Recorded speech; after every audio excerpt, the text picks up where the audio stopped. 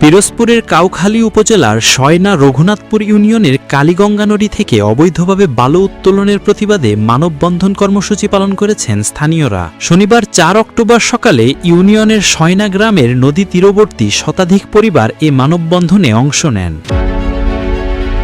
স্থানীয়রা জানান, দীর্ঘদিন ধরে কালীগঙ্গা নদীতে ড্রেজার মেশিন বসিয়ে বালু তোলা হচ্ছে। এতে শয়না, ধাবরী ও মেঘপাল গ্রামে ভয়াবহ নদী ভাঙন দেখা দিয়েছে। ফসলি জমি নদীগর্ভে বিলীন হয়ে যাচ্ছে।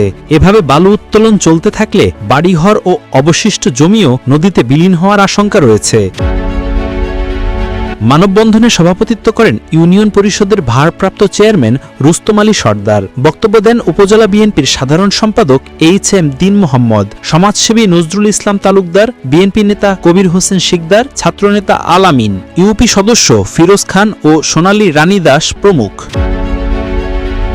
বক্তারা বলেন, অবৈধভাবে ড্রেজার দিয়ে বালু উত্তোলনের ফলে কৃষি জমি ও গ্রামীণ অবকাঠামো হুমকির মুখে পড়েছে। প্রশাসনের কাছে দ্রুত পদক্ষেপ নিয়ে বালু উত্তোলন বন্ধ করার দাবি জানান তারা। নিউজ ডেস্ক, আজকের খবর।